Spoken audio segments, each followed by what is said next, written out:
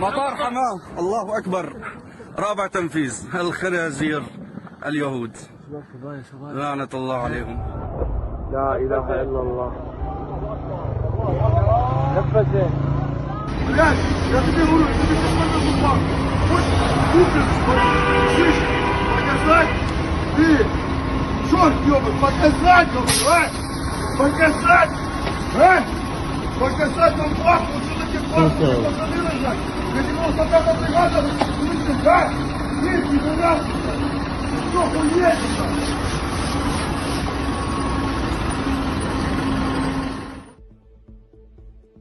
European Commission drew up an answer to the tariffs on imports of European steel and aluminium to the US, imposed by President Trump. The new tax on a number of American goods will amount up to 250%. The European Commission has introduced an appropriate response to the unfair US tariffs. It includes proportionate taxes on US imports into the EU, according to the Commission's official statement. The list of taxed goods includes products from various industries, including textile and agricultural goods, alcoholic beverages, tobacco, consumer electronics and steel products. Ursula von der Leyen says, during his first term, President Trump has already tried to disrupt the trade balance between the US and the EU. The measures introduced by the EU back then haven't made him change his aggressive trade policies. This time, we're ready for stronger and swifter actions to stop threats to the European economy from the US. The new tariffs will take effect in mid-April of 2025. Megvédtük magunkat a migrációtól. Nos hemos defendido de la inmigración. Nálunk nem jut be egyetlen illegális migráns se Európába. Ningún inmigrante ilegal puede entrar a Europa a través de nosotros. Az engedély nélküli határátlépés bűncselekmény.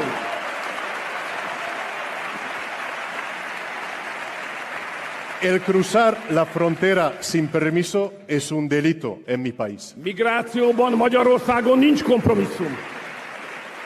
En Hungría no hay compromiso en cuanto a la inmigración. Mi az eredmény? A migránsok száma Magyarországon zero. Y el resultado, el número de los inmigrantes en Hungría es cero.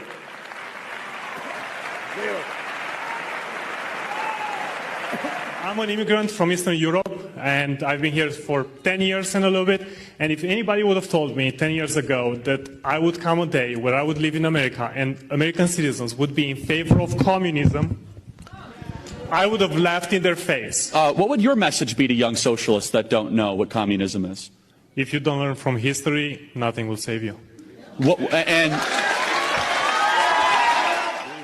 But I want to actually ask you, I want you to just say very briefly, what was it like for your family to grow up in these sort of ideas? Why do you hate communism? Why? Because of the suffering that your family went through? So obviously, I was only 1 year old when communism ended in Romania, so I can't really speak from previous experience, but I have yet to meet anybody in my home country that was in favor of communism. So let me put it this way. When they came in power, they seized all private property. So let me ask you a question. Are you thankful that you live in America? Yeah. That's what 100%. Makes you different than them.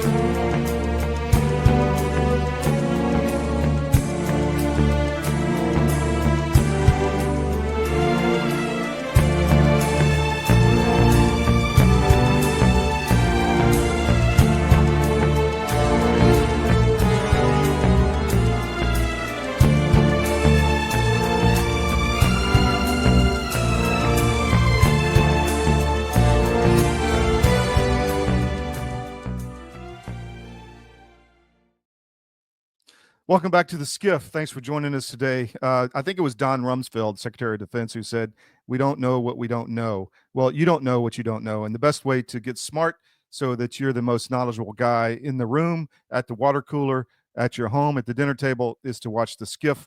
And we're going to keep you smart. We've got a very busy show today, a lot going on. We're going to get right to the mission brief. Today is April 3rd. I'm your host, L Todd Wood, and here's your mission brief. Trump tariffs the world in the beginning of the golden age. This is the big story. Europe is melting down. China's melting down. Israel's melting down. Very interesting on how the tariffs came out and the shock around the world. The markets are fluctuating. We're going to talk with our resident trader guy, Tom Teague. He's back with us. I think you really enjoy that. We always get a lot of good comments. Number two, is Conservative Inc. lying on the election fraud issue? What is the narrative they're pushing? Do they talk about what's really wrong, or are they taking you away from putting your eye on the ball as to how to fix our elections? David Clements is going to go into that. Israel and Turkey tension, T4 airbase targeted in Syria. Again, we've talked about this. No one else is talking about this. We are. We're going to continue on the story. And China to take over Europe. CDM has been all over this. We think China is going to move in now and try to save the European globalist leaders who they work for Beijing anyway. And the continued algorithm use in Wisconsin elections. We're all over this story. We've been on it for 48 hours now, and with Peter Bernegger and Chris Gleason and others, and we're going to get back to that in a second, but we're going to go through all of these things. I'm going to bring in Tom Teague right now. My friend, how's North Carolina? What's going on? So thanks for coming on. Absolutely. Wow, the markets are all over the place. What say you on I guess the shock in Europe and in other parts of the world? I think Trump called their bluff yesterday, to be honest with you. You know, there's been talk, obviously, of these tariffs for a long time. I think that, and this is my own personal feeling, but I think that what we've seen, the sort of like sell-offs in the markets in the last, month or so, have been based on a reallocation out of the U.S. and into Europe. I mentioned that last time I was on your show. Yeah.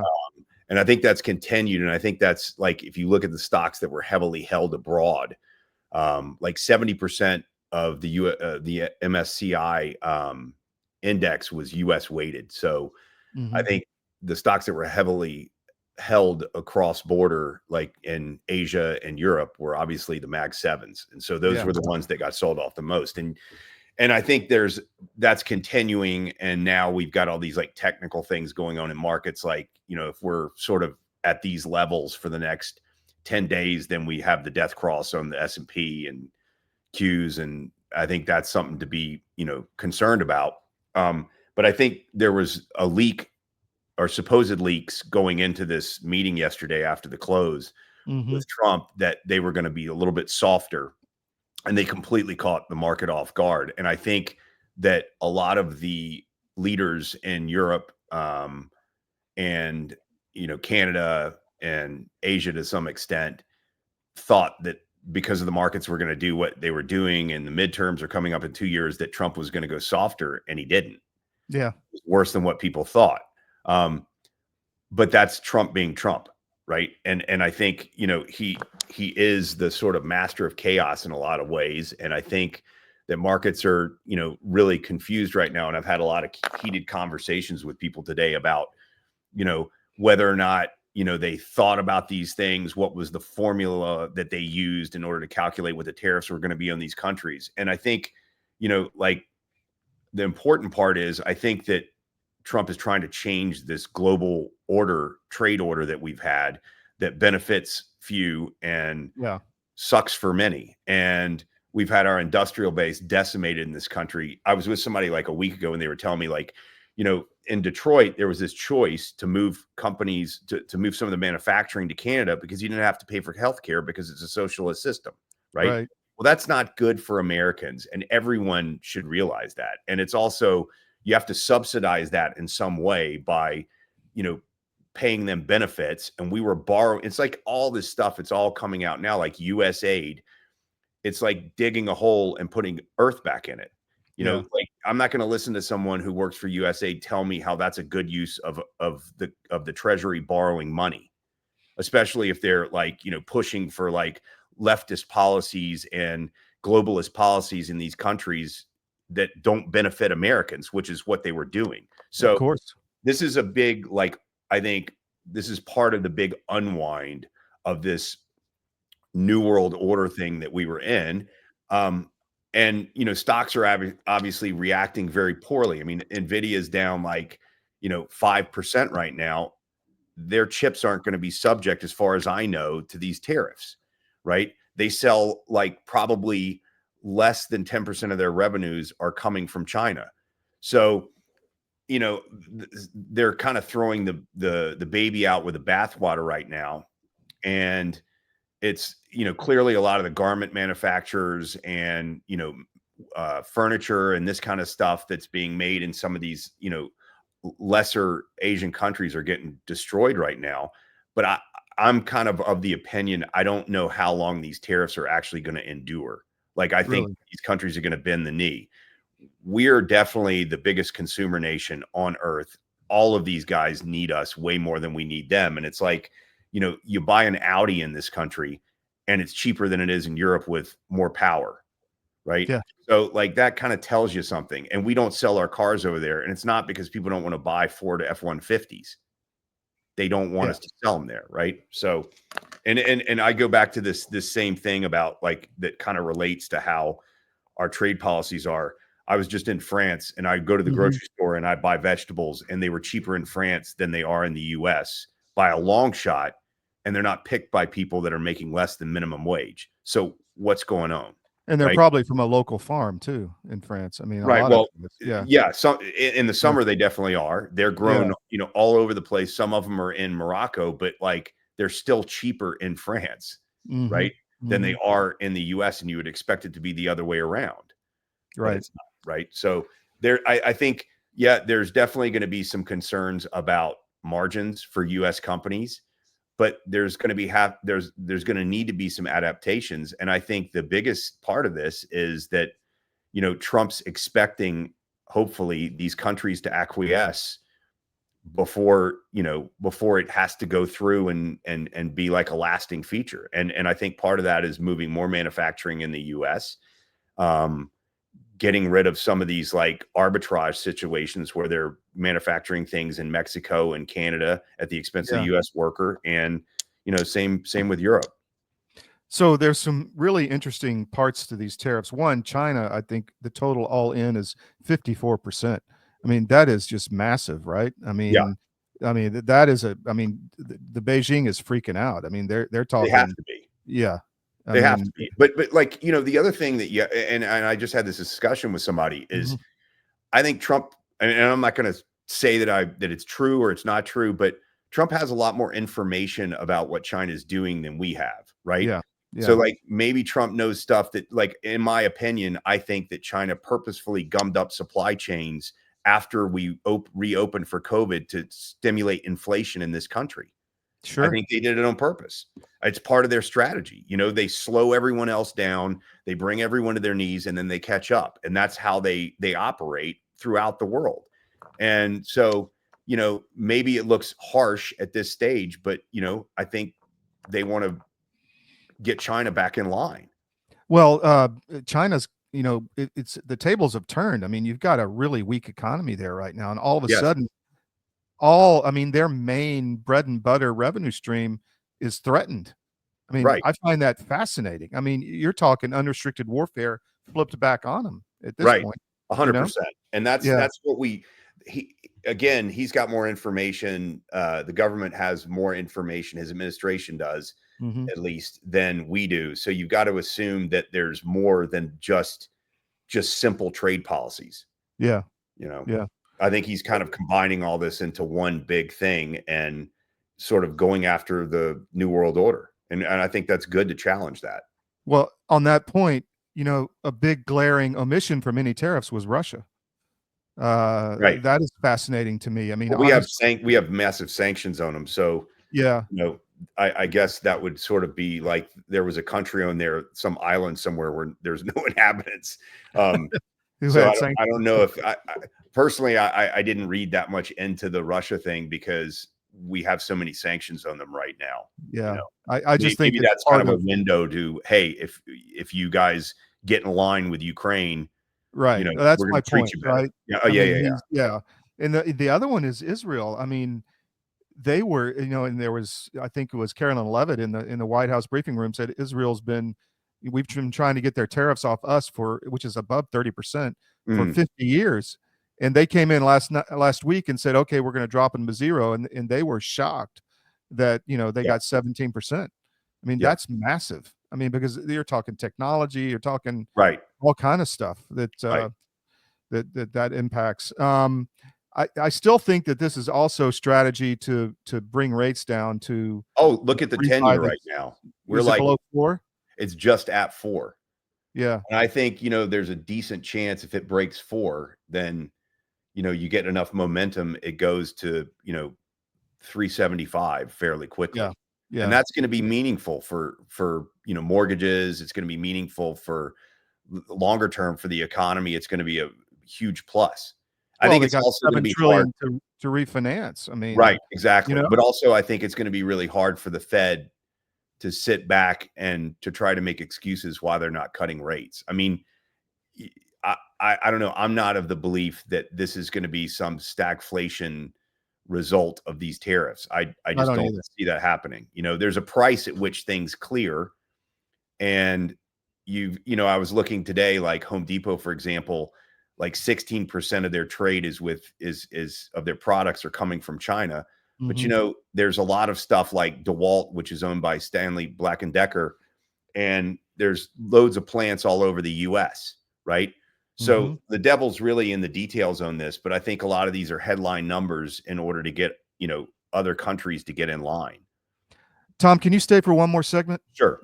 Do a quick break. We'll be right back on the Sure. SCIF.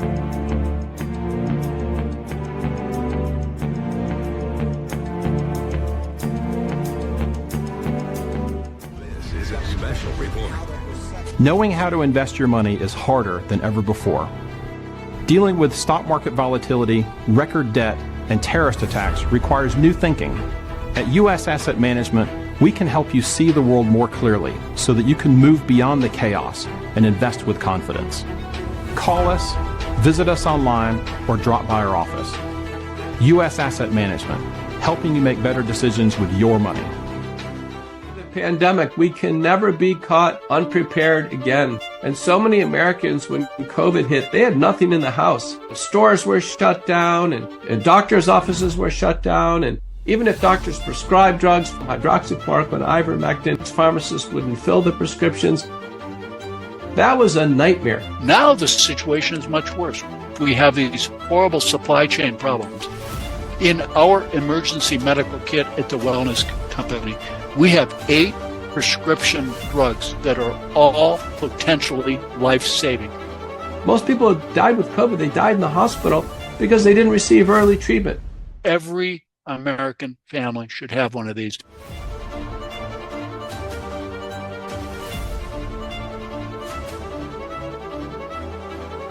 I can tell you the Wellness Company kit is the answer. So we are in the factory in Kentucky. This is Alp World HQ, and we are at the end of the packing line. So I'm going to show you how it works. We have the card, throw that in there. There's a packing slip, and then you have the Alp. And 4, but that seems honestly like a lot. 3 now, but it's good.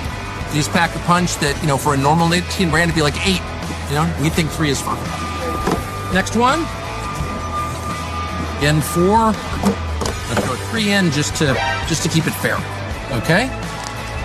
There you go. So you can see you can get fast at this. And really it's just a matter of repetition. This is kind of the assembly line that you know, Henry Ford devised so long ago. Tucker's stealing all the Alp because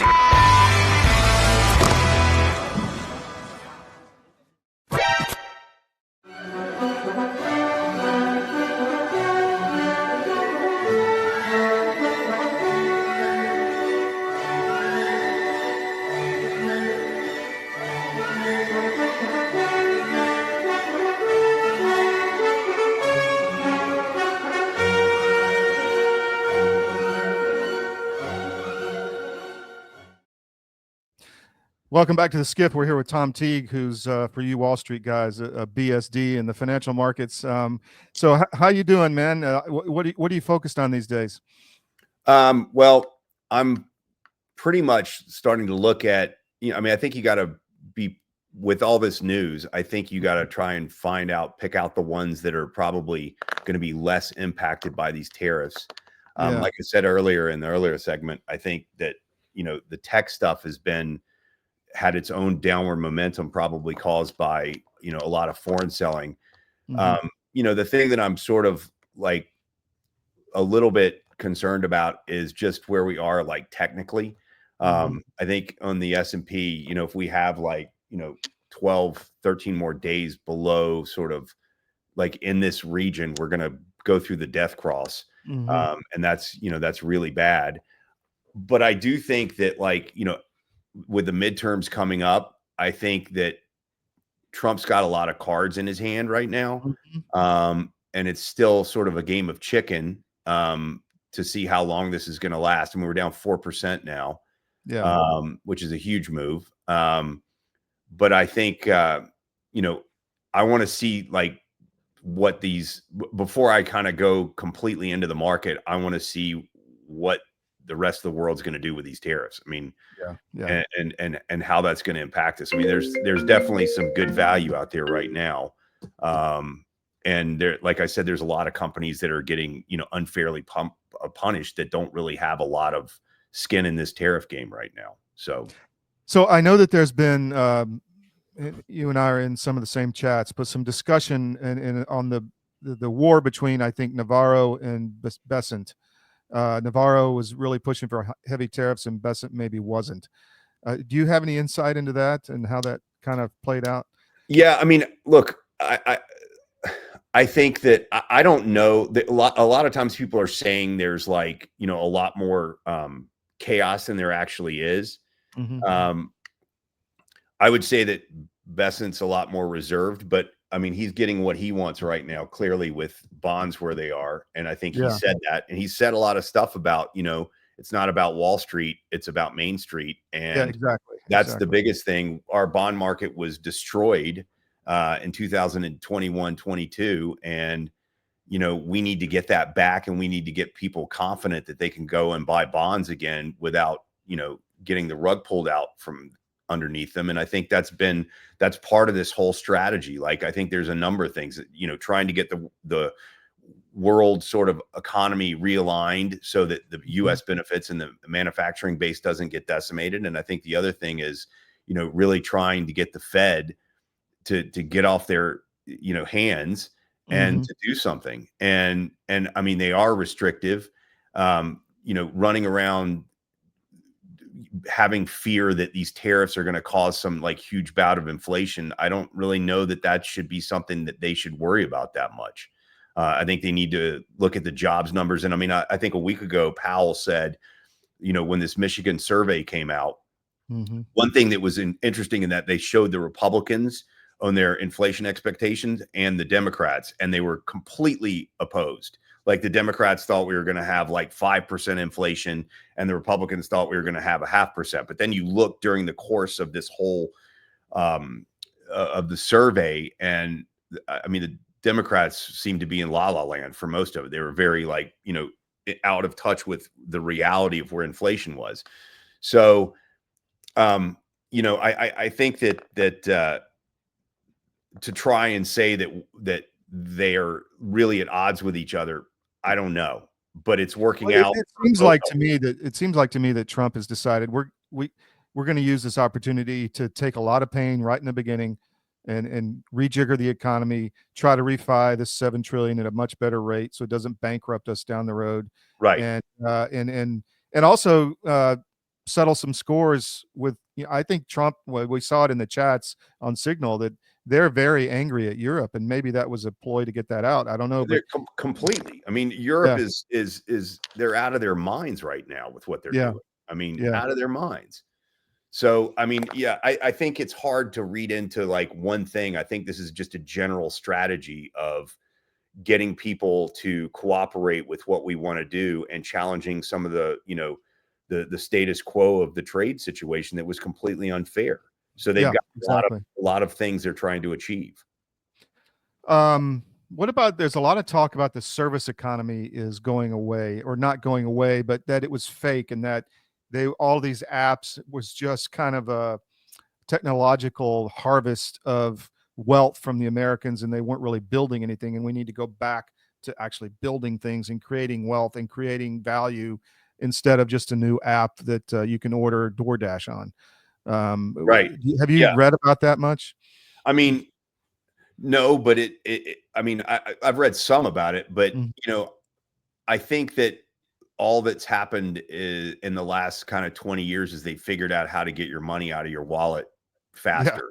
Yeah. And we haven't had like massive breakthroughs in terms of, curing diseases or a lot of it's been like consumption driven, right? And that's where people are stuck. And I don't, it's sort of using the American, and I think that the world has done this, using America to be like the piggy bank for a lot of things. And I think, I'm not really answering your question, I don't think, but I'm kind of answering it. I mean, I think that those are all examples of like things that are not very productive for this country.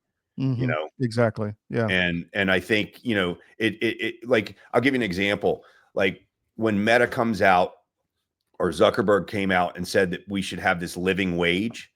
Well, he's getting all the data from people for free. Yeah. Why isn't he paying that? Right. So like all of these companies are harvesting our data. They're giving us credit cards. They're doing all this stuff and we're getting more into debt. And the government's having to borrow money to sustain it. This is not a real economy. You don't have a focus on the harvesting of your data.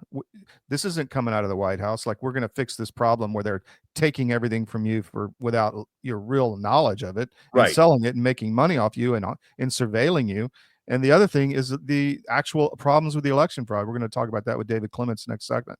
But I see that there's a lot of like crickets in certain sectors that we're not dealing with, that we have to deal with. Well, I think it's like Trump's taking a lot on his plate right now. So that's true too. You can't have a war with everybody. And I think he's sort of tried to do that in his first term. And that's no bueno for him, Gotcha. Tom, cool. Thanks for coming on, man. Absolutely, anytime. Busy morning trading day on a busy, volatile day. So thank you for your time. You're welcome. All right. Take care. Take care, buddy. We'll be right back on the SCIF. All right.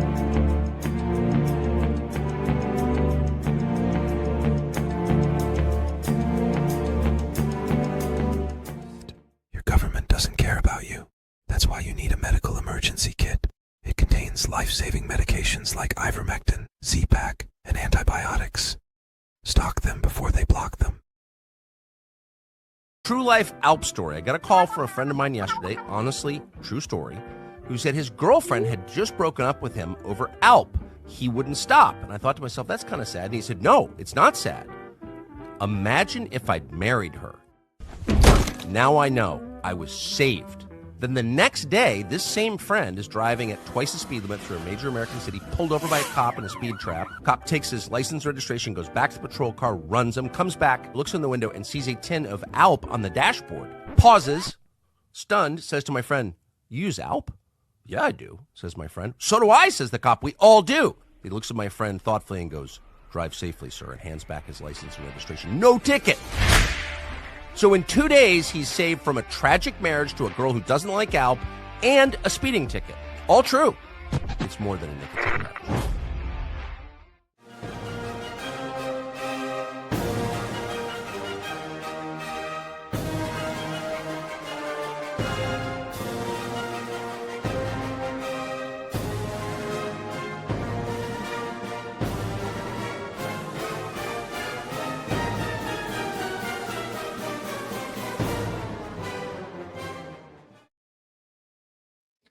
Welcome back to the SCIF. I wanted to highlight the issues in Europe that we've been talking about. We have an article up on CDM.press right now. Europe wails and gnashes its teeth over Trump tariffs.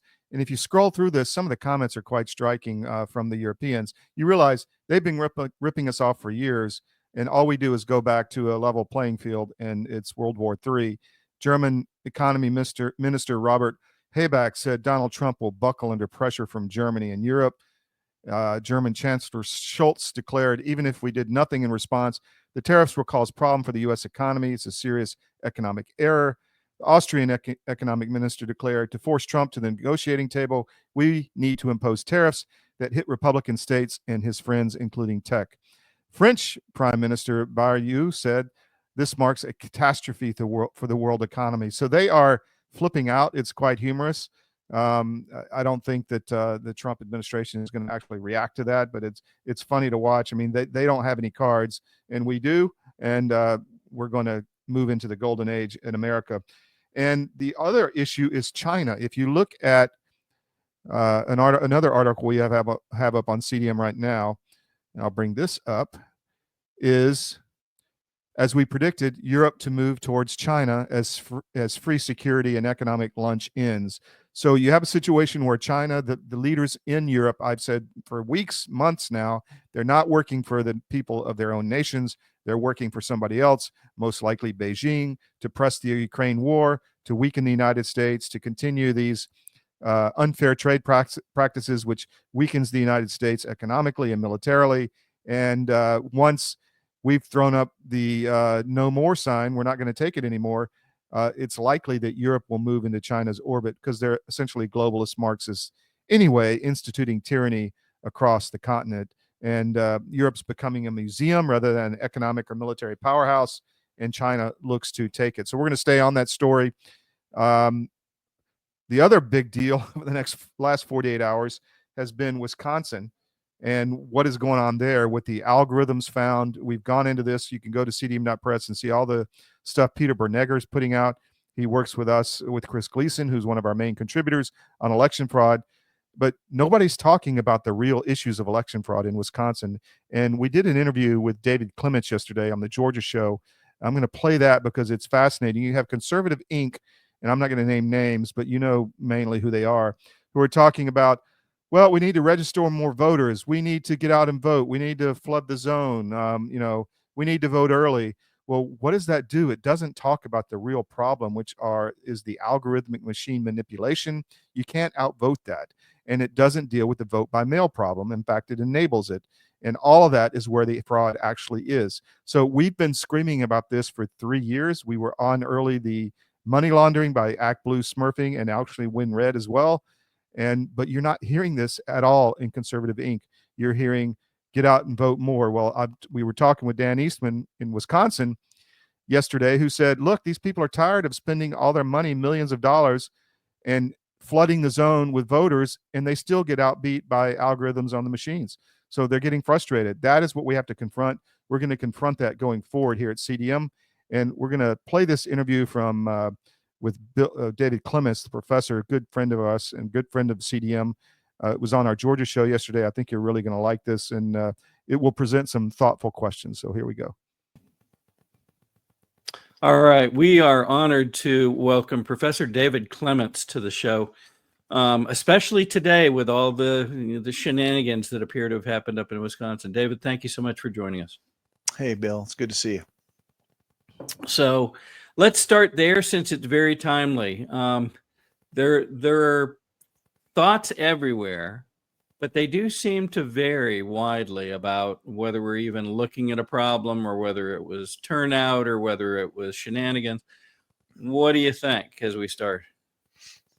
Well, I think this is a continuation of the same thing we struggled with leading up to November, which is there's this thing that I call perception theater. And there's a lot of people out there that will take credit for victories, and you have to kind of wait to see if the data really supports that conclusion. And I'm speaking specifically about kind of the leaders of TPUSA, Scott Pressler, because a lot of us that have looked at the data, we're sitting there going, how can you justify a claim that you delivered, Pennsylvania to Trump based on the registration figures? And then we look at the data and we don't see that there's really any difference between this last calendar year and 2020. And so you kind of sit there and scratch your head because these folks will push back and they'll gaslight a lot of people that ask questions. And fast forward to this latest round of elections, what we're seeing is a lot of browbeating against the voter, that shame on you Republicans because you didn't turn out sufficiently. And it's really frustrating for people like myself that I'm sitting there going, wait a minute, we're seeing huge turnout numbers, historic numbers by Republicans. Seth Keshel put out a post recently with Schimmel, the Supreme Court justice race, and he outperformed every Republican like in the history of this particular race. And yet it wasn't good enough. It's like, let's just castigate Republicans for, put more shoe leather into it. And what we're seeing is this wholesale avoidance again of the architecture, which is what I keep coming back to, which is, what are we really up against? Are we up against enthusiastic Democrats, or are we up against software and mail-in ballots? Yeah. And so I'm tired of just kind of getting sucked into this narrative that we should feel bad because we haven't been able to overwhelm the rigging. Let's solve the rigging. And so that's kind of where my processing is of all these things. I try to avoid the personal attacks and all those things, but when this is in my lane, specifically the lane of election integrity, I do take it personal because I see so much time, so many resources being sucked into this messaging. And I'm left with this idea that the thought leaders, if you will, of conservative Inc., by and large, they're starting to get exposed. I really feel like this is a time, for the first time, where people are pushing back, and they're kind of just tired of seeing these anomalies where voter ID passes, yet a Republican gets trounced. I mean, it's almost impossible to reconcile these different data streams. So let me ask you real quick. I was talking with Dan Eastman yesterday and this morning, actually, on our morning show.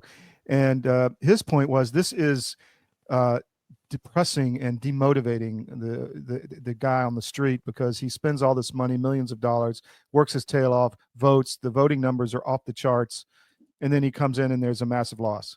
And they see this over and over and over. So part of this may be psychological warfare. I'm, as a former special operations guy, I see this, and this is what they do, in the Middle East, et cetera. So what do you think? Yes, to all of it. I mean, I think that's been the biggest learning curve for me, just understanding that so much of this is just narrative supremacy. Yeah. And, it's early on in, 2021, no one would believe what we're talking about right now. Right. And so it's been through painful revelation that, how much of this is real? How much of this is perception based on data that's put on election night reporting? How much of what we're seeing on TV through Seidel is real? And we're finding out that by and large, these are all fake projections that are part of an algorithm. Yeah, we saw very much what you're describing a few weeks ago in Arizona, specifically, where it took them forever to try to get the vote totals done. And yet what seemed to be happening is they're trying to squeeze the desired results into a model that said, well, you couldn't have surpassed Trump. So it has to be somewhere between that and some other number. So it was almost watching an engineering activity. How do we make this fit so, the number of challenges that will be posed will be the minimum. And it, to your point, it seems that they kind of set it up front and then force fit it after the fact or through the course of the election. Does that kind of fit what you're describing? It does. And I mean, look, and there's a lot of different talking points that are coming through from different influencers on how to deconstruct what happened in Wisconsin. Sean Farage, for example, he looked at the voter ID passing in Wisconsin as proof that there was no election fraud.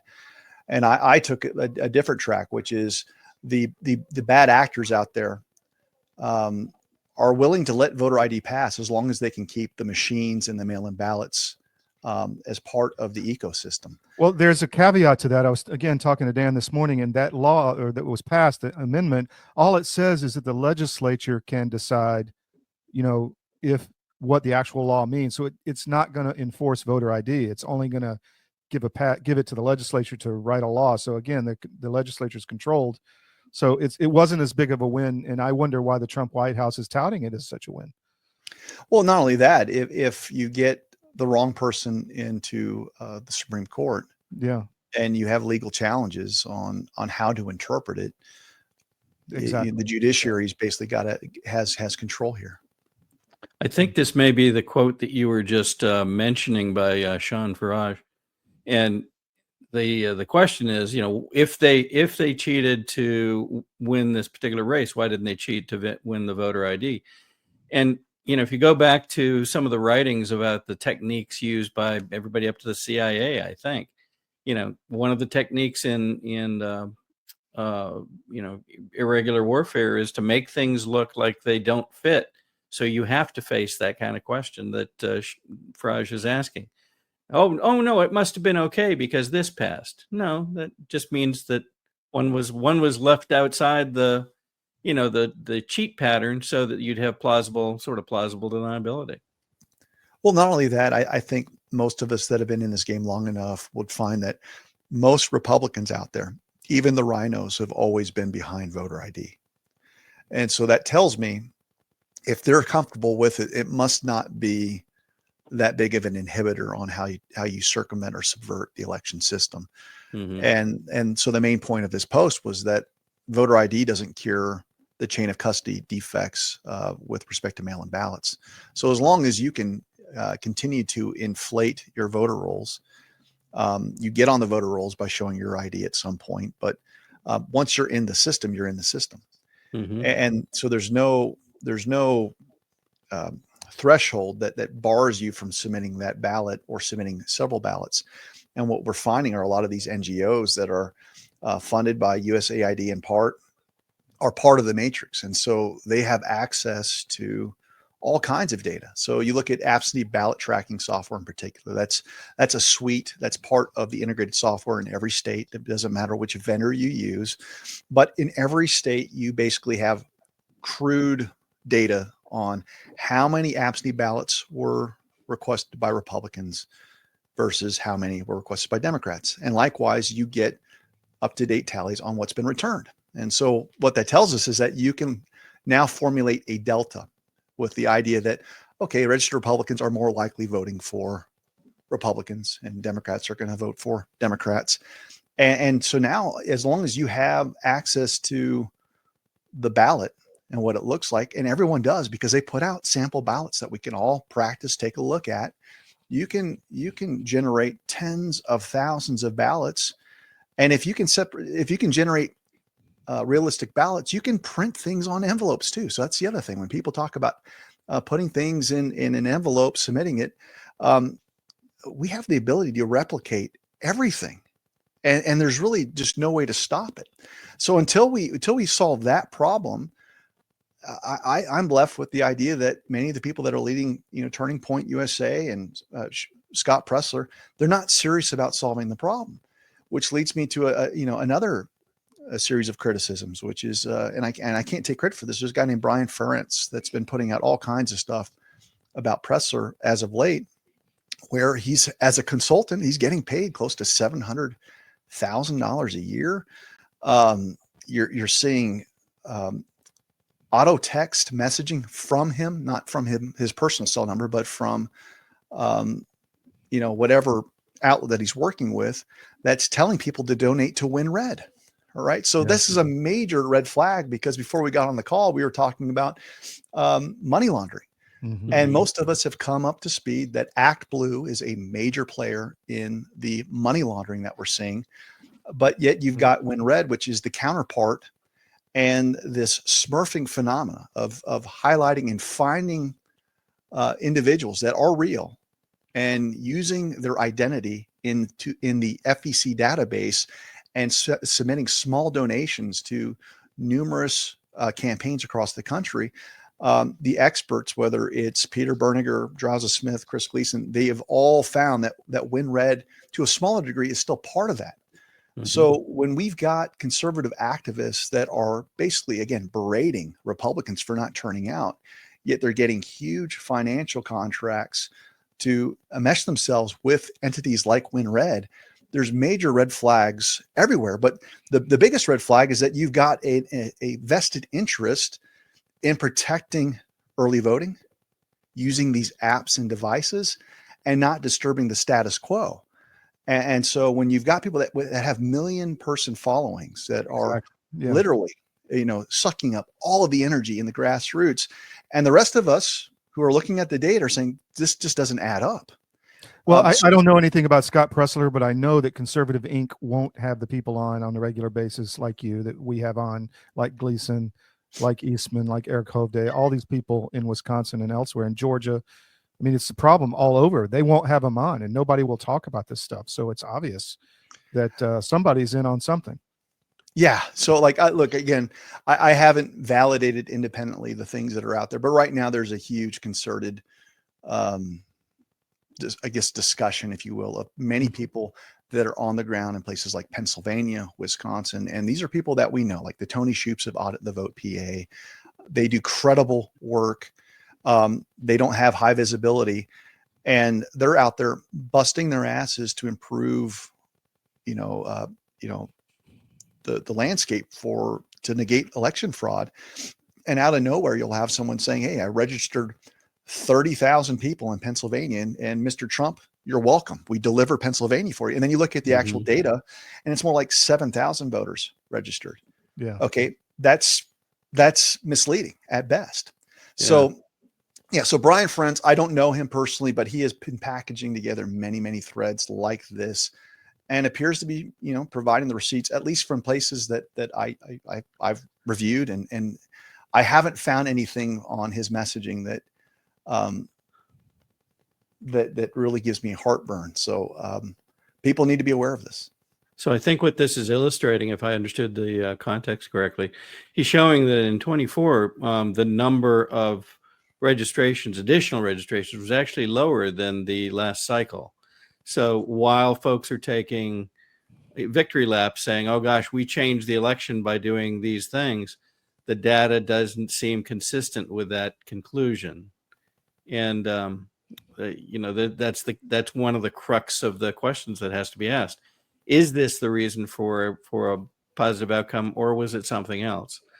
The other thing you mentioned, well, I believe you mentioned it, but others have, is the messaging. And you talked about it before, trying to make sure that people have a certain impression about, folks, and noting, this is also one of the pieces I think that he's developed, and it shows very, very similar quotes across many, many, many posts, using the words, in this case, national treasure. And there's pages of this. This is just this happens to be one page, but it would seem that these might be, bots or some other kind of mechanism to try to create an impression that supports this. Oh, well, we did this with, a particular movement of registrations or something else. It does seem concerning when you see things repeated like this. Yeah. Yeah. I did see a post, and I read it briefly on, again, from Brian, that seemed to suggest the utilization of bots. Right. Yeah. And this right here, what you're showing your audience, has all of the hallmarks of bots. And this is frustrating, because I've always wondered, like, whenever I would ask tough questions, and it was always accountability. A lot of people would try to gaslight me into thinking like I'm attacking him for, his personal lifestyle choices. And you'll find that I as a Christian, I've got my choices, but I never make it about, his sexuality. But what I find so alarming is that anytime I would bring up technical arguments about voting, I would get a bunch of projection, and they look like bots about, like, I'm attacking him for his lifestyle. And I'm just kind of scratching my head, like, where does this come from? Because I'm actually not bringing it there. I mean, he's posted photos where he's in bed with another man, and I don't take the bait. If I see this and everyone's talking about it, I bring it right back to early voting being a bad thing in mail-in ballots. And it's kind of one of these things where the bots have these almost, it's like we're not having the same conversations. Like, why do I have 20 comments about lifestyle when all I do is repost it's highly organized, very sophisticated information warfare, in my opinion. I mean, that's what's going on. It's remarkable too, in that we're seeing very much the same thing, but maybe not with bots, but with individuals here in Georgia that seem to be focused not on looking at the things that are important, but looking at breaking down folks that are potentially calling attention to those things that are important. Well, I wanted to actually ask you all, what were your thoughts on the curling standing dismissal, since you guys are front and center for Georgia? Oh my goodness. probably the most telling one was, I believe it was Liz Harrington posted almost instantly with LOL. Here we are after 8 years, yeah. perhaps 8 or 9 years. We've been tracking it. We've tracked the original outcome, the original order or finding from Judge Totenberg. And then this ruling comes out saying after 8 years, the plaintiffs don't have standing. Pretty amazing. That's the first thing you look at, not after 8 years and millions of dollars. And so it was very frustrating for thousands that understood the dynamic here, I'm sure. I think part of the reaction is very similar to you. We've been kind of, I think, making an effort to tell the truth on a lot of this stuff as to what's happening over a long period of time. And we were deplatformed, debanked, big time, censored, suppressed, and ridiculed. And now people are looking around saying, wow, that was the truth. So that's kind of what I see with this curling case. You had a lot of actors in Georgia betting the horse on that. And we kind of knew all along it was not going to happen. So we didn't know how it would turn out. But yeah, my thoughts on it were no one knew what Trump was going to do in November of 2020. So I thought that the curling litigation was kind of a Trojan horse, because you've got language in her rulings back in October of 2020 saying it's not a matter of if Dominion can be exploited, it's just a matter of when. Mm-hmm. And so it seems like you're set up in the event that Trump was to proceed on executive orders against foreign interference and seizing the machines, that you have a lawsuit that's primed, ready to go, and you can then alert everyone that you can't trust whatever he says with related to the machines. And you're primarily relying on Alex Halderman, who, while I agree is an expert, his utility to telling the truth when it matters has been all but zero. This is a guy that was basically put into a closet after Biden was installed. And to the degree that he provided his redacted report that showed that, the election files could be subverted, he puts impeccable trust that it's so hard to get a hold of this designer software to subvert it. So he gives complete unfettered faith in the dominions of the world that it's very hard to get. He never even asked the basic question of whether or not, if you've got bad actors within Dominion, could they not subvert the designer software way up the food chain? And when you start seeing all of the leaked texts and emails from Sheriff Darrell Leaf and Serbian actors overseas, people committing perjury about whether or not their devices are connected, he shouldn't have such a robust confidence in the dominions of the world. So you've got that part. And then you've got the recent executive order from Trump, which seems to have an impact on barcodes. And so you've got these ballot marking devices in Georgia. And so there's a chance there where maybe Totenberg's sitting there going, as much as we've tried to create an opportunity for people to continue using dominions in Georgia, Trump's going to have 3.5 years of the bully pulpit to use these EOs. And maybe they just know that they've used this lawsuit as long as they could. And at this point, as the truth continues to come out, it seems like curling's not going to be conducive to probably the purposes of bad actors that were behind the filings in the first place. Interesting. Huh. You mentioned a few minutes ago the notion of bloated voter rolls facilitating fraud by having essentially copies or extras of folks in the voter rolls that could be used without their knowledge. And it's very interesting. One of our trusted members of our state election board has been speaking in various counties around the state. And then while in the county, disclosing that particular county, based on the EAS reporting, has more registrations than voting age residents. So you literally have more registrations than people that live in the county. And in fact, Raffensperger has a case against him for failing to live by the requirements of the NVRA for not cleaning the voter rolls. And yet, just in the last couple of weeks, what has he announced? Oh, we're going to be finally purging our voter rolls of about 500,000 people. And of course, this comes after the 2024 election. You know, it gets to the point where you kind of go, wow, does anybody not see this? And yet some claim not to. They don't understand. Well, the other thing is that most of the data analysts that I know that have scrutinized the voter rolls, they see a routine purge that happens after elections. And so it's weird. We have such a short recollection of history. Go, well, if we're cleaning up 500,000 people on the rolls, you know, how is it ludicrous for us to suggest that those people are being used to generate fraudulent ballots, which are submitted into drop boxes? And these are valid questions. But then we'll kind of celebrate. We'll get like a headline of cleaning up the voter rolls. Yeah. It's like you haven't cleaned up anything. All you've done is designated active to inactive within a digital system. And invariably what happens right before your next primary or your next general election, all of those, you know, voters come back onto the rolls temporarily. Yes. And it's like, when will people just press pause to understand that there's a cycle? And you just look at the data sets going back, I don't know, 10 years, and you see the same phenomena, purging 500,000, and they show back up. In Michigan in particular, that's what happened in 2020, that they wanted to alert the clerks to not be alarmed when 500,000 voters were put on the rolls.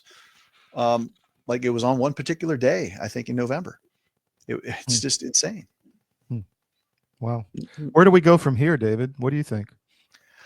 I think to the degree that people have had their consciences, you know, clear with respect to the grift that's going on, that we need to hold the political grassroots leaders in this movement accountable. Because I'm tired of crying over spilt milk when we know that it's the same sources of infiltration every single time. And I don't want to go through 2020 saying, you know, we didn't get out the vote. We didn't get out the vote, when it's clear to me that if you solve the election issues with respect to mail-in ballots, the Dominions, the ES&Ss of the world, you're going to have Republicans that dominate if you could just remove that from the equation. So I think, what do we do from here? We continue to expose people that are promoting flawed processes. We shouldn't be embracing fraudulent practices. We shouldn't be trying to beat the fraudsters at their own game. We should be putting the fraudsters in jail. And I think Trump has given us a wonderful look into his mindset, which is, look, he's got an executive order that pretty much tells people to follow the law that's already on the books. But there's a question of whether or not his administration is serious about enforcing the law. So one of the things that I noticed was that everyone's got to come up to snuff on the VVSGs, the voter system guidelines. No one right now is currently up to date on certifications, which means if he means what he says, you cannot use any of the election machines based on the current accreditation landscape. So there's tremendous power in the executive order that was just launched if he's serious about it. So I try to just triage this from, okay, worst case scenario, he can't control a bunch of corrupt clerks. He can't make the states necessarily do what he wants. But with respect to federal races, he can use an executive order, and he really needs to couch things completely under the mantle of national security. Anytime you start getting sucked into Congress has to act, it's a losing battle, because everyone that's in Congress right now is in there as a byproduct of our rigged elections. So they're not serious about solving the problem. But to the degree that your viewers can research a case called Youngstown, this is the Youngstown Steel case. It's the preeminent decision dealing with national security. I would invite them to do that. And the premise behind the case was that the president basically seized steel materials. I got my dog here joining me. He loves this decision. He seized steel from one of the steel plants in the name of national security to repel the enemy during, I think, World War II. And so there was this analysis about where does the presidential power to do these things from a war standpoint emanate. And when it comes to repelling an imminent threat, like say someone, shoots missiles at your country, president doesn't have to rely on Congress one bit. He doesn't have to worry about legislation. So if we saw our election systems as being breached by an enemy, he has plenary authority to basically do whatever he wants to negate and neutralize those threats. And so if he can couch everything under a national critical infrastructure prism, which he can do because Obama designated elections as part of the critical infrastructure, he should be able to do whatever he wants with respect to federal races. And so in 2026, there's a way to partition federal races from the state ballot and municipal races. And this is all about making sure that Trump retains the House and the Senate. And he can do that. So get a ballot that's super simple, 3 races, tops, easy to count. Perhaps, charge the National Guard with running an election and just do it one time. And I think what you're going to find is that the American people will see for the first time in 50 years that we're not a 50-50 country, that you're going to have an absolute beatdown in the House and Senate if you just have things done by hand in a very simple, straightforward way. So I'm hoping that's his intention, because if he doesn't get the House and the Senate in 2026, this experiment is over. Yeah, completely agree. There's nothing from his people underneath him. You don't have any focus by Pam Bondi, Kash Patel, anybody on elections. I mean, they're going to get the death penalty for a guy who shot an executive. So what? That's not the problem, in my opinion. I agree. I think we're all frustrated. I think today was supposed to be considered the Liberation Day. And I'm wondering, well, what does that mean? Is it because you're doing reciprocal tariffs? Is this something, do I need to fill out a tax return? A lot of us are asking questions about what do we do? Liberation Day to me is you have accountability, where you've got all of these people that have committed de facto treason put in jail, because if there's no enforcement, we have every right to remain cynical. And I look at this from a timeline standpoint of, even if you've got an executive order that tells us everything we want to hear, you've effectively got a runway to start bringing civilians into the equation to run and administer elections without the heavy-handed government. And there's no way that the county clerks that we've interfaced with over the past 4 years are going to willingly participate in free and fair elections when they've been brainwashed into thinking that Dominion's great. So unless we see consequences, you're not going to see the clerks and the election officials that have administered elections do this because they're being told. If anything, they're going to tie up in the courts. In fact, Adrian Fontes, the Secretary of State in Arizona, has already expressly told everyone he's going to defy Trump's executive order. So I think that's the first test case is, okay, you want to defy it? All right, DOJ, you've heard the man, remove him. And we'll see what happens. Yeah. So as we go forward, I wanted to share where folks can watch and stay up to speed on what you're posting, and you do quite a bit. So it's a great way of getting up-to-date information on your observations. The other thing you mentioned recently, that the movie that you created, Let My People Go.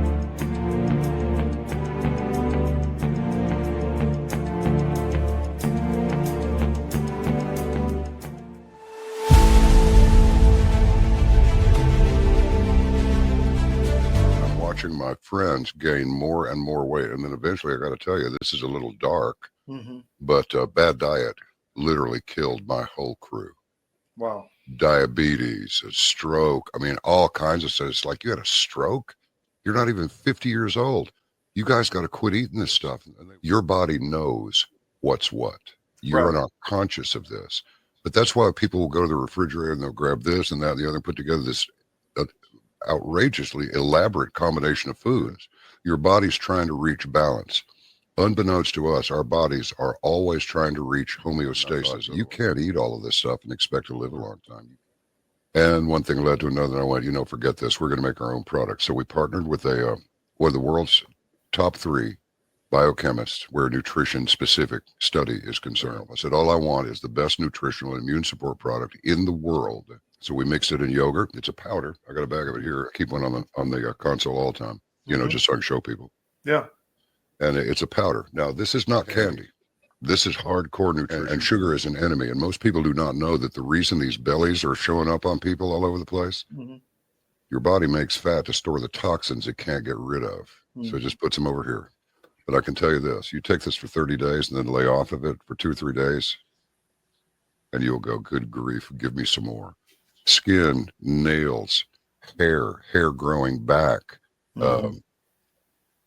Cut yourself and it heals in half the time.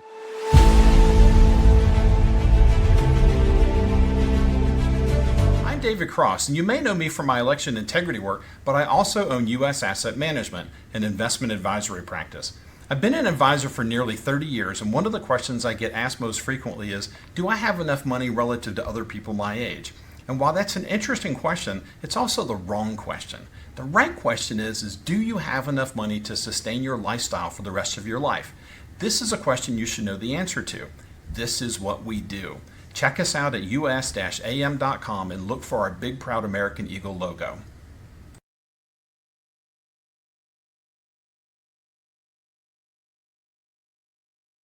We have foot, slogging over Africa. Foot, slogging over Africa. Boot, moving up and down again. There's no discharge in the war. 7, 6, 11.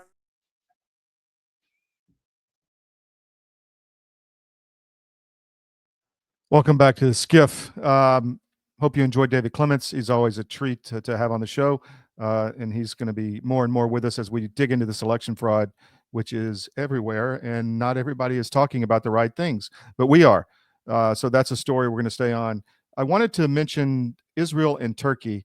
I'm going to bring this up. It's on cdm.press. Israel attacks Syrian T4 airbase to prevent Turkish control. So we've talked at length about the struggle or confrontation between Israel and the Turkish state, which is the Ottoman Empire.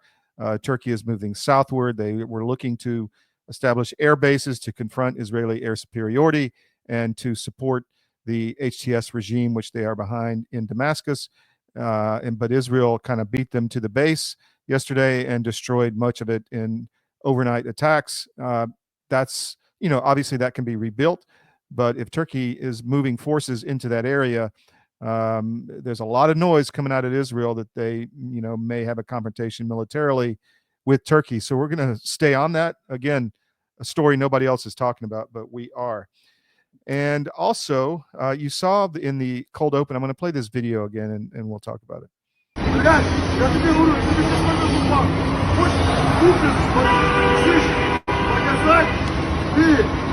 Черт ёбаный, показать, говорю, а? Показать, а? Показать нам факт, вот все-таки факт, пацаны лежать. Я не мог собраться бригада, слышишь, а? Есть, не что хуеть? So those are the black and green squads, death squads, a lot of people are calling them, which are harvesting men off the street, and the guy in the green. But the tables got turned on him, and this is important because it's showing the anger among the Ukrainian population about these private military recruiters, which are snatching guys off the street, bringing them to the front, giving them a little training, and they don't last very long. And they're literally taking them right out of the hands of children and families. We showed earlier videos of that.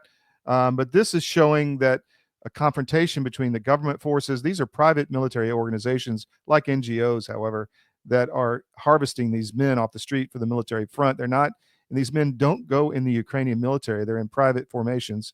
And it's fascinating to see the public rising up against that. So we're going to, again, stay on that story. It's big. There's a fissure developing in the Ukrainian population against this government.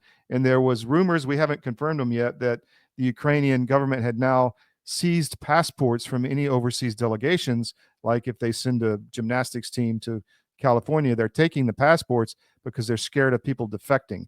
I watched Gentlemen in Moscow, the series, 8-part series. I think it's on Apple TV, and really interesting as to, except for the woke nature, You know, you don't have certain ethnic groups in Soviet Russia back in during the Bolshevik Revolution, but they had to put them in there anywhere in numbers, which is kind of ruins the whole movie or the whole series. But the premise of it was true in that a lot of this stuff we're seeing before, and when you start seeing these kind of fissures, it's important to notice, and we're going to stay on that story. Now actually, one more thing I want to bring up is immigration in Hungary. You saw the cold open where the Hungarian Prime Minister Viktor Orban said, we're not letting them in, and when we're going to stay a Christian country. Europe doesn't like this, and they're going to go after Orban. We've talked about that on CDM.press a good bit. And so you can read about that and on our Eastern European site, tsarizm.com, TSARIZM.com. If you're interested in that part of the world, check that out. But we're going to stay on that story because immigration and what EU is doing to Hungary as far as because they're preventing the Ukraine war and because they are not following the dictates from Brussels, it looks like action is going to go against Orban in Hungary, and that could fissure the EU. It could destroy the EU, which needs to be destroyed, in my opinion. It's become a tyrannical organization, and Trump is right. It's being used against the U.S. and to create kind of a police state on the continent, and they were trying to do that here, which we're not going to let them do that.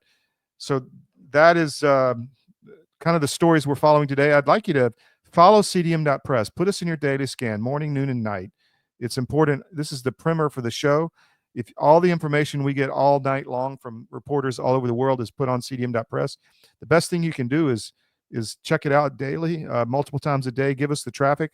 And also on our Rumble YouTube channel, we're back on YouTube. With this show is loaded up there late in the day. We're on podcast providers for all of our TV shows. CDTV, you can go to CDM.press and see all the shows at CDTV. A lot at CDM.press, a lot to play around with. So spend some time there. Check out the stories. Check out all we're doing. Check our sponsors out on the top menu. Support them. We really need that support. Our no ad subscriptions are big. If you don't like seeing ads, you can go in there and pay us $10 a month, and no ads will come up on your phone. We're going to be right back with Professor David or Jason Hill and his new book, Letters to God from a Former Atheist. Fascinating interview with him. All of the Christians in the audience will want to see this for sure, or even the atheists, because this is really impactful, and the book is very impactful. So we will be right back, and we're going to dig into all this with Dr. Hill. Be right back.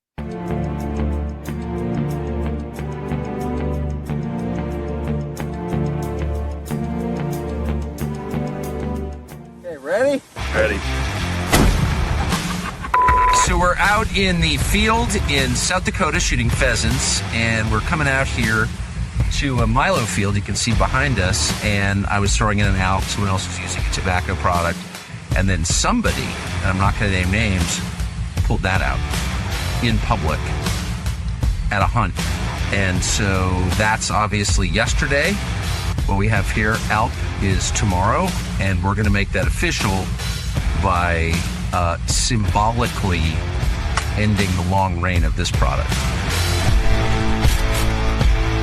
Willie Robertson happened to be hunting with us. We don't have a mechanical fur, but we do have former U.S. Senator Rick Santorum of Pennsylvania. With an arm. Willie's got a 12 gauge. I've got my trusty 20, and we're going to see what we can do to usher out the Zen aircraft.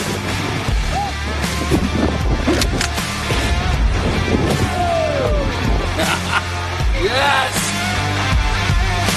So, I should say, alppouch.com, for sale now, alppouch.com. Usher in tomorrow a brand new world of nicotine pouches, the American Lip Pillow, on sale now. Warning! This product contains nicotine. Nicotine is an addictive. I'm David Cross, and you may know me from my election integrity work, but I also own U.S. Asset Management, an investment advisory practice. I've been an advisor for nearly 30 years, and one of the questions I get asked most frequently is, do I have enough money relative to other people my age?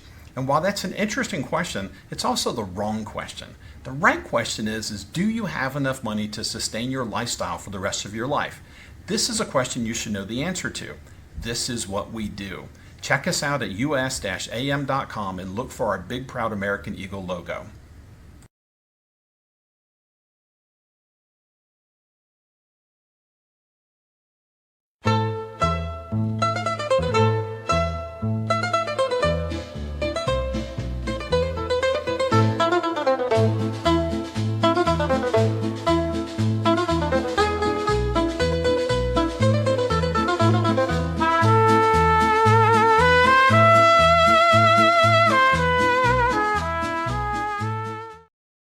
Welcome back to the SCIF. I'd like you to check out our JV with History of Books. I'll bring up their website. If you go to their imprints, Vindicta is our website imprint with them on where we publish a lot of the books from our contributors and authors. You'll find stuff here that's fascinating, that is not run of the mill, but stuff you will see that's going to really impact your life and provide good entertainment and interesting historical value.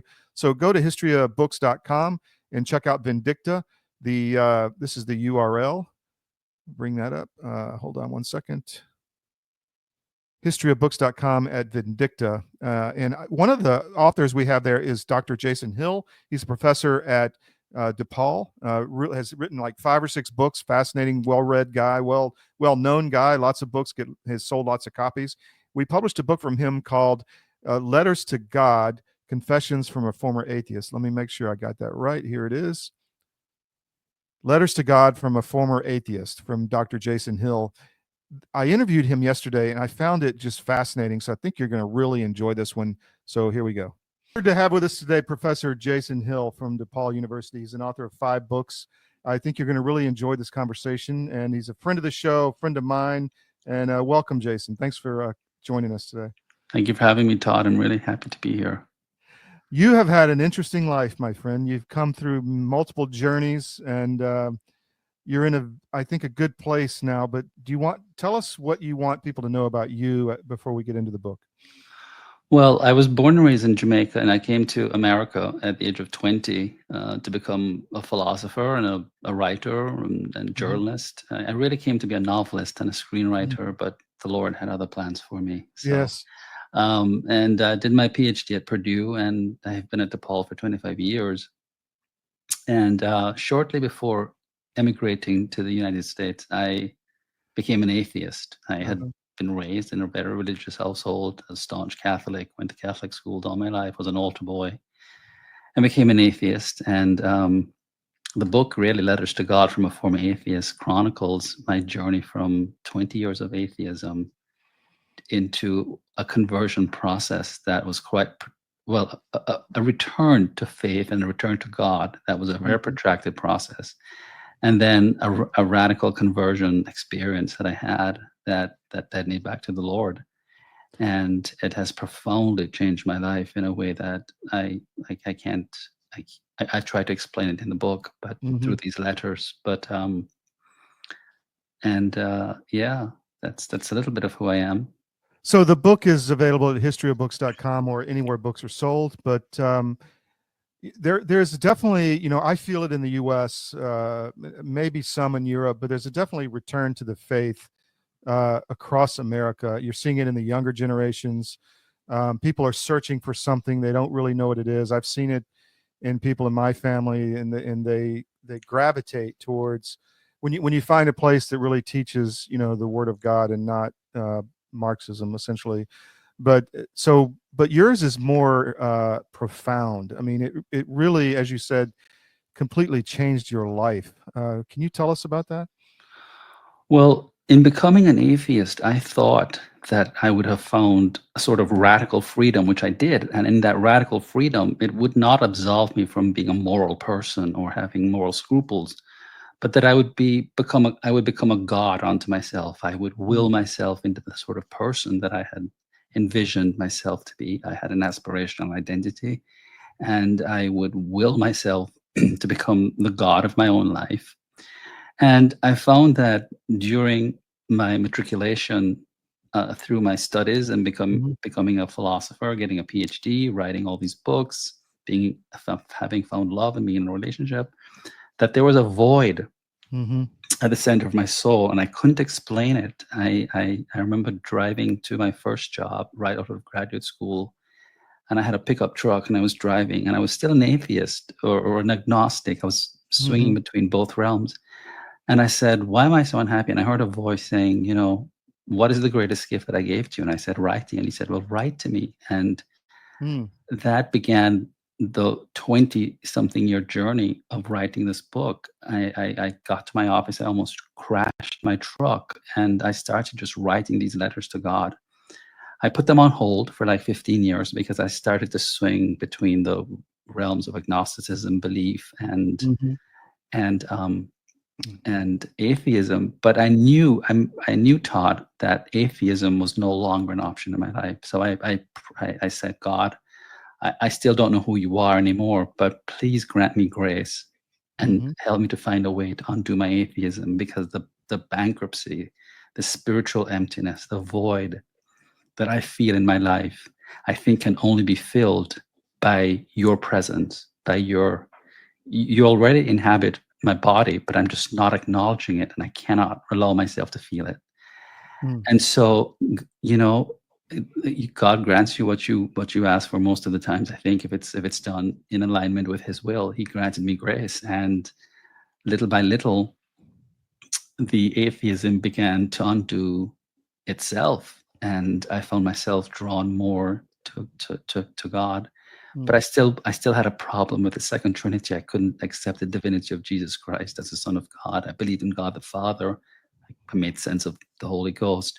Mhm. And I was in a church in Niles, Michigan, visiting a family, and it was on a Good Friday, and I went to the Station of the Cross and I prayed. And on Easter Sunday in 2021, I heard the pastor say something that's quite common. He said, the tomb of Buddha is not empty.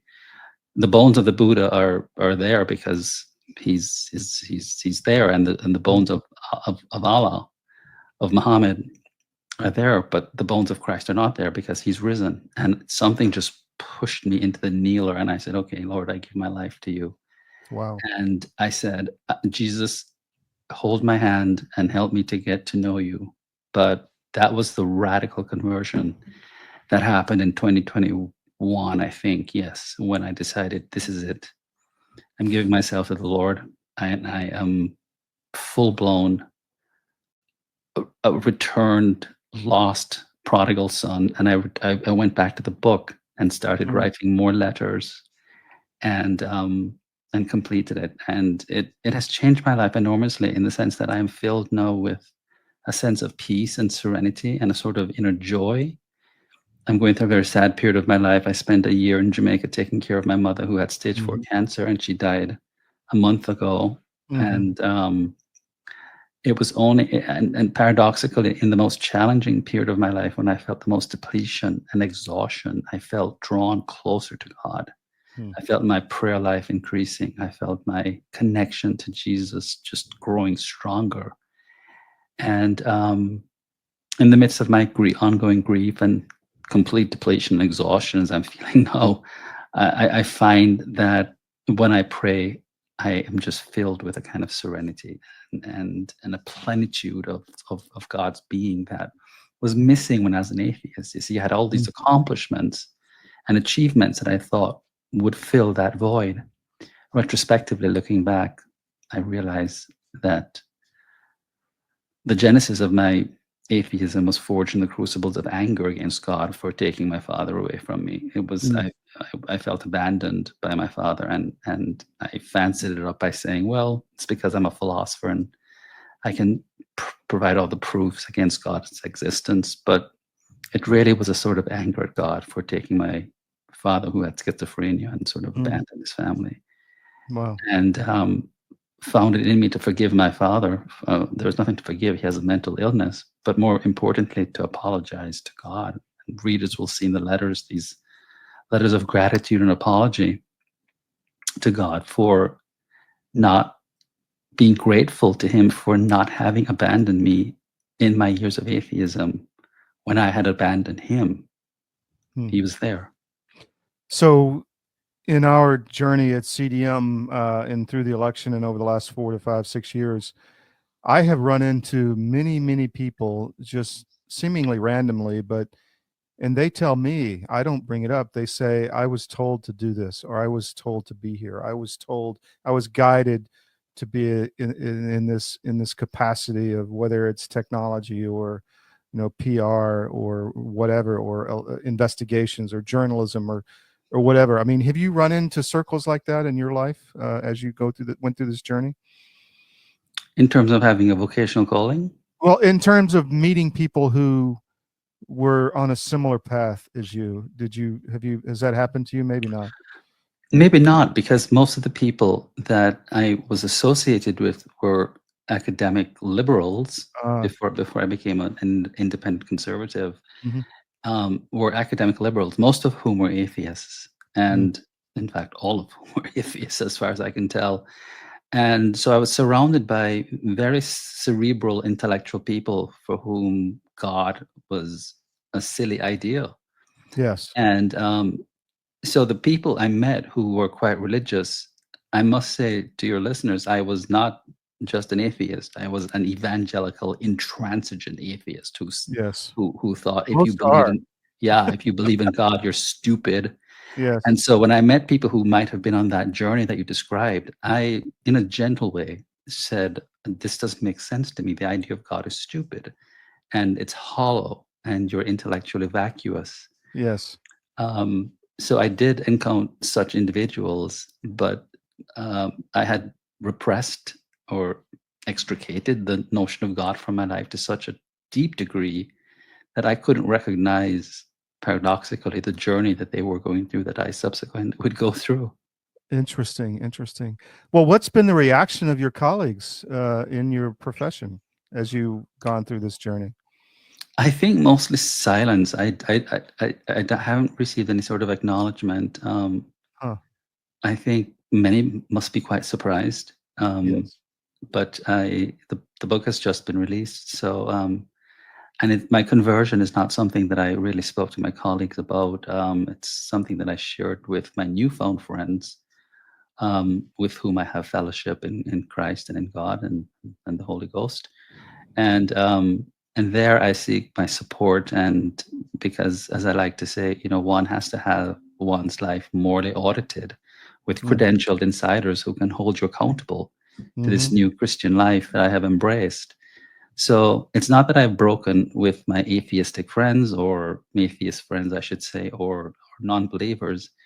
It's that I'm more interested now in finding groups of people who love the Lord, who lean in His understanding, who try to live by the principles of Christianity.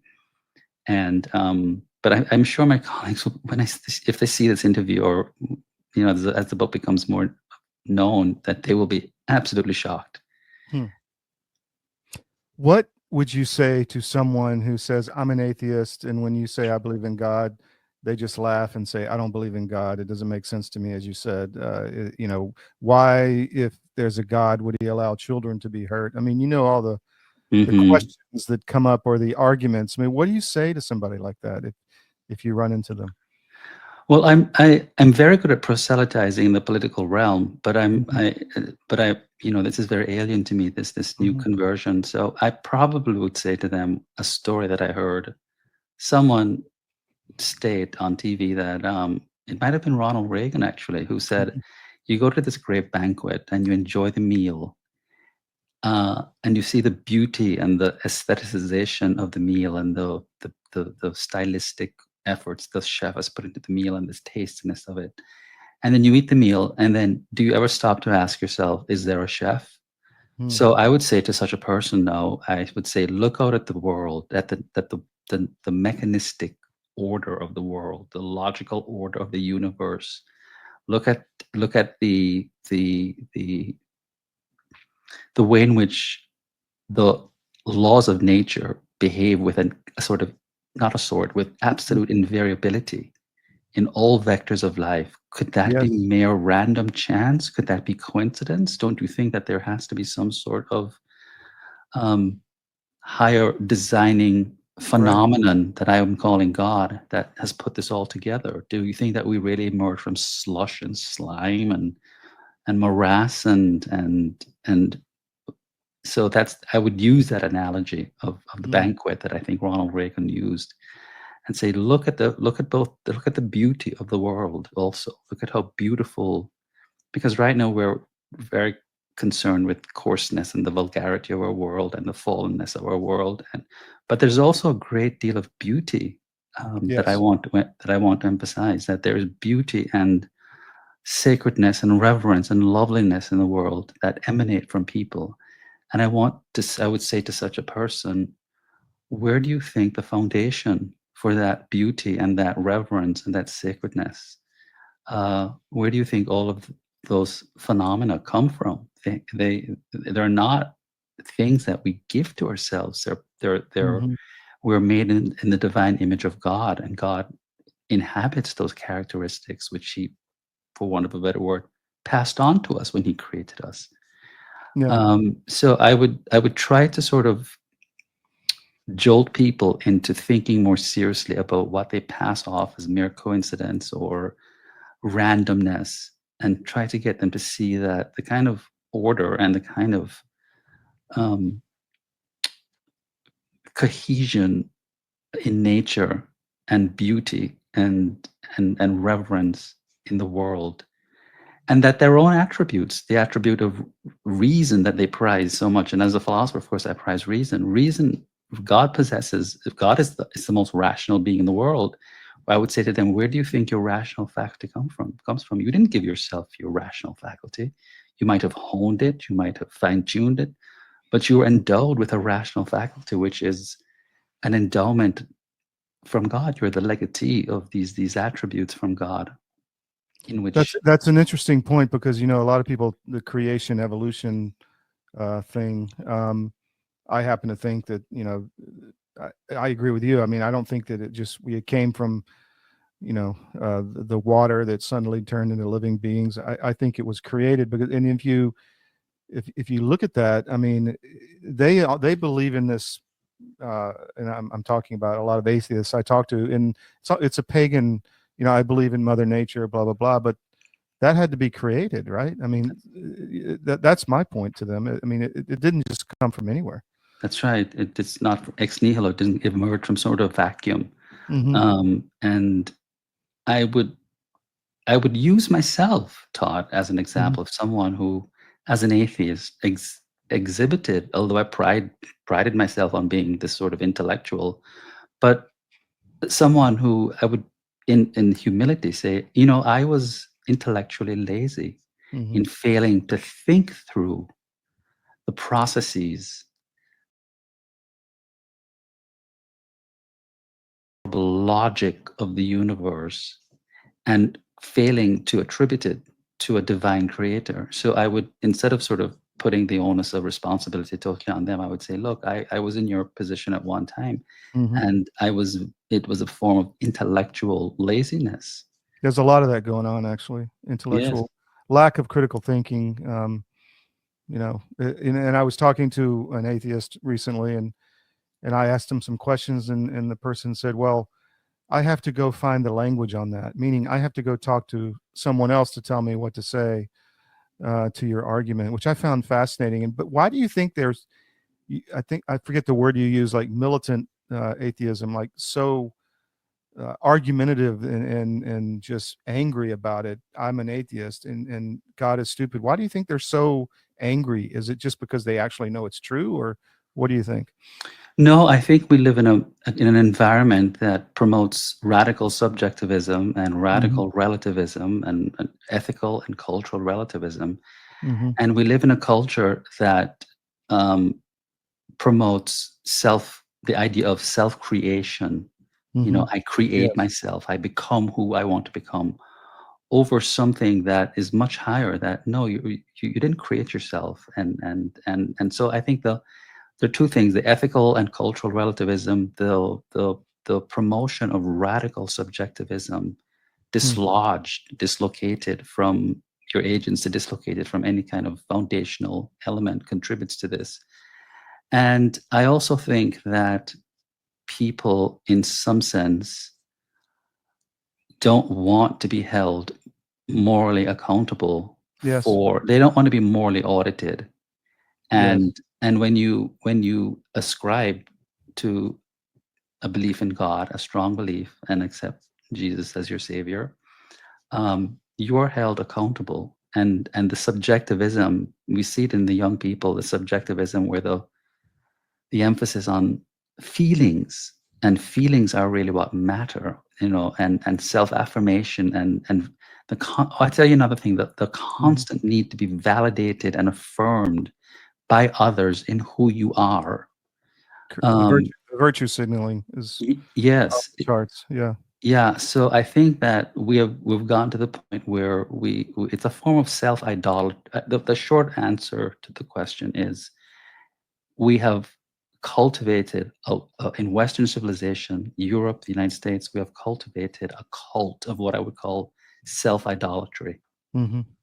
And it's very hard for people to get off of that pedestal of self-idolatry and worship the phenomenon that I'm calling God, that is deserving of worship. It's far easier to sort of worship yourself. I mean, Christopher Lasch wrote the book The Age of Narcissism, and we live in a very, very narcissistic culture where what you feel and what you you go to church because you go to a particular woke church because that church makes you feel good, when to me the idea of going to church is not to feel good, it's to glorify God Yes. and to have greater biblical understanding and knowledge. But you find a lot of people, even believers, who are looking for a church, especially in this era of wokeism, that seems to be on the decline, but looking for a church that affirms them in who they are, Yes. affirms them in their subjectivity, Entertainment. and entertainment. Yeah. So I think those are some of the reasons. I actually think that narcissistic culture of I'm my own God is satanic in a sense. I mean, that's what is the opposite of being a Christian. So I think it's being pushed by, you see the mutilation of children, you see the wars, you see all of this. I think it's definitely a spiritual battle between I am God versus the real creator. Tell me about your other books, if you could. My book before Letters to God from a Former Atheist was called What Do White Americans Owe Black People, which was a book arguing against reparations, because I thought that reparations were ethically wrong for many reasons. One is that since the 1964 Civil Rights Act, there is no such thing as white supremacy in America anymore, and that blacks have been admitted into the domain of the ethical, the pantheon of the human community, and that to sort of hold whites to some sort of ancestral guilt is quite evil. And I sort of made the case. I took the reparations claims seriously, so I addressed them. And I even went back to the founding document, the founding of the Constitution, and the debates between Abraham Lincoln and the Supreme Justice, I can't remember with whom he sparred, that the foundations for Douglas. Douglas, that the foundations for Black liberation were actually forged in the crucibles of the founding of America.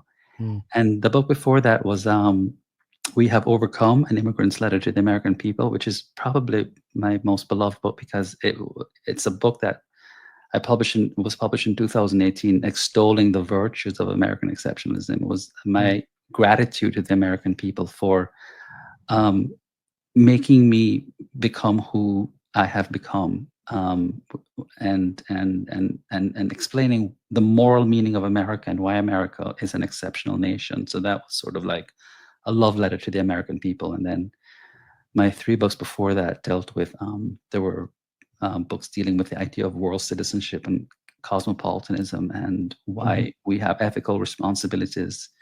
Those were more academic books, but we have ethical. One was becoming a cosmopolitan. The second one was called Beyond Blood Identities. And the third one was called Civil Disobedience and the Politics of Identity, because I think identity politics are very dangerous, because there was a trilogy of books, and I really wanted to promote the idea that, I really had a Christian ethos all along, because what I was saying is that ethnicity and race and religious affiliation, I argued in these books when I was an atheist, should not interfere with the ethical commitments we have to our fellow citizens of the world. And I would even use the word God in some of these books when I was an atheist. And looking back, I was surprised. I felt like maybe I was channeled. So those are some of the books that I've written. And I really like the idea of promoting world citizenship, because it's not globalism, which I'm against, and it's not against patriotism. It's the idea that we're all God's children, and and we are equally endowed with an humanity from him, and that we're bound to love and take care of each other and respect each other, whether one is a German or an African or a Caribbean, that we're all God's children. And that's the idea of that sort of ethical world citizenship, an ethos of benevolence that I argued was compromised by strong cultural nationalism and strong racial idolatry, were bad things. So those are some of the books that I've written. Interesting. So this one is called Letters to God from a Former Atheist. It's at historyofbooks.com. If you go to the Vindicta imprint, you can find it there at historyofbooks.com. Anything else you want to tell people about the book, Jason? Well, the book also has a lot of, there are two things. The book has a lot of devotional prayers for people who are suffering from various forms of addiction, whether it's sexual addiction, drug addiction, workaholism, which I suffered from for many years because I realized it was a form of self-medication. And so there are a lot of prayers of gratitude. There are just some also questions that I have for God that I'm trying to, as a philosopher, work out in my mind. So they'll find some theological questions, like something as simple as honoring one's mother and one's father. Ask God, I've known people who have been sexually molested by their fathers, and I said, God, why? Can you explain to me? Can you let me lean into your understanding to understand why should such a person honor a monstrous parent? So there are also probing questions that I ask the Lord and pray for grace to understand. But the book really is a very raw, vulnerable book. I'm a highly cerebral person as a philosopher. It's the only book I've written that's from the heart. It's me unfiltered, unmediated, just exposing myself in a naked and vulnerable way to God. And there are lots of prayers in there, and and I want them to know that people who have read the book have said to me that they found great solace in there because of the vulnerability of its author, myself, who doesn't write with any kind of philosophical pretext, or not writing in a professorial mode or using really logical argumentation, but just openly and nakedly asking for grace. Just gratitude also is something that I think is very, very important, that is expressed in many of these letters. So it's a short book, and I think they'll really, really enjoy seeing. And it'll answer one question, Todd. It answers the question: how did he do it? How did an intransigent evangelical atheist go from being that person to being a God-loving, Christian? No. How did he do it? People have asked me, how did you do it? And I said, well, buy the book. It's a journey that I share in these letters, and you'll see the painful, protracted process. It's like plugging something out of a socket that has been unplugged for 40 something years or 20 something years. Wow. You plug it back in, and you might not get a recharge. So they also see that the journey back to God was a painful, protracted one, but that through grace, I had a kind of resilience and perseverance.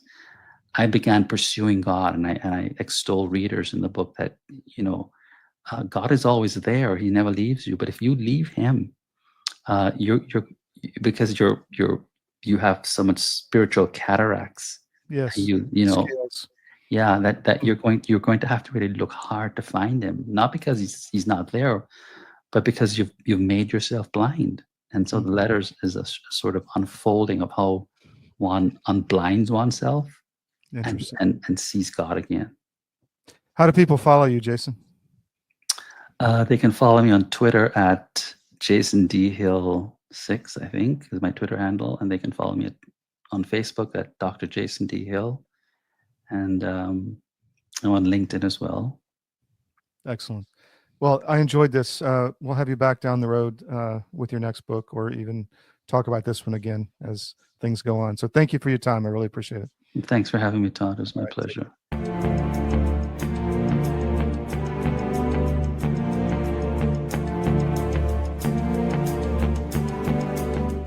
Well, in the case of hydroxychloroquine and ivermectin, these are two medications that have been FDA approved for use in humans for decades. They are very, very inexpensive. Interestingly, available over the counter in almost every other country other than the US and Canada.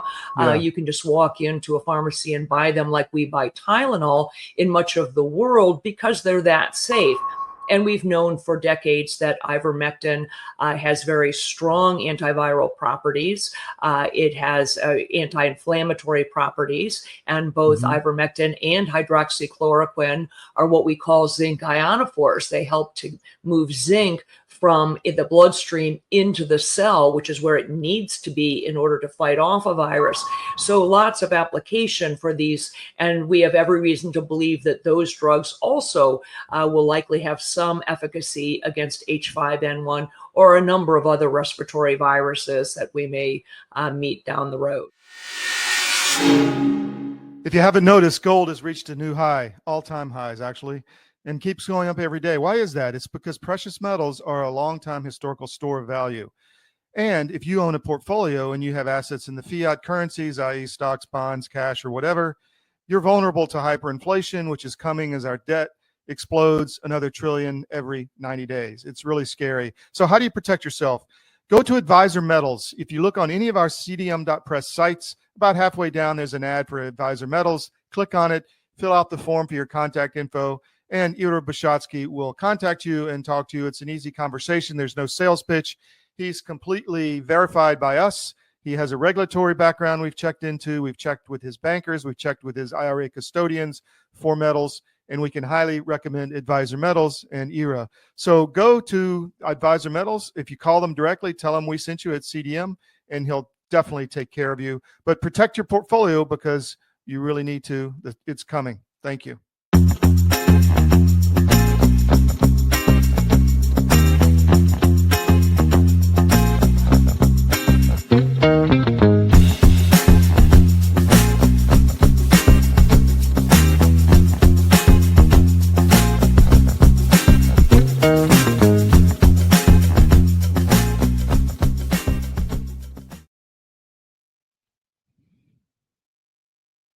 Welcome back to the SCIF. Hope you enjoyed that. I did interviewing Jason Hill. He's a good friend and a great guy. His book is Letters to God from a Former Atheist. You can get the book at historyofbooks.com, the Vindicta imprint, which is our joint venture with History of Books. Check out all the books on Vindicta. You'll find something really interesting there. And my novel Currency is under History of Fiction, and the new books are coming out soon. I just finished some of the revisionist edits that we did on the book. But anyway, I hope you enjoyed today's show. A little bit different, but we're digging into all the stories we think are important. And we'll be back tomorrow. It's Thursday, so tomorrow, 10 o'clock Eastern. And then we have the Georgia show on Sunday, also the Colorado show. And we'll be playing Eurobytes later today that we taped over the weekend. So a lot going on at CDM. Thank you for support. Support our sponsors. Sign up for our social media. CDM1 Rumble channel is growing like crazy. Check out our no ad subscriptions where you get all of the news from around the globe with no ads. And we'll see you tomorrow morning at 10 a.m. with a great show again. Thanks.